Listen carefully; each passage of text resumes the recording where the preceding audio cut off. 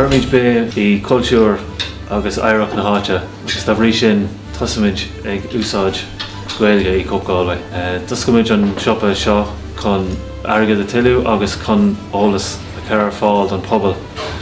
Maidir leis an obair a déanamid sa cara agus sa ceantar.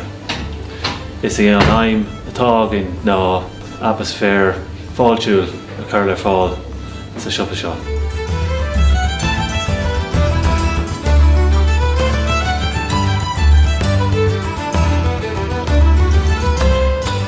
Má chluiseann daoine nó feiceann daoine Gaeilge sa siopa bíonn siad níos mó compordach teachtasteach agus spéidir a leabharsling ina teanga dúchasach.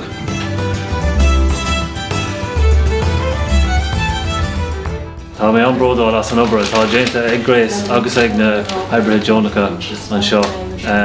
Agus tá súil agam go mbeidh níos mó daoine compordach teachtasteach agus gnó a dhéanamh ling sa siopa seo in Gaeilge.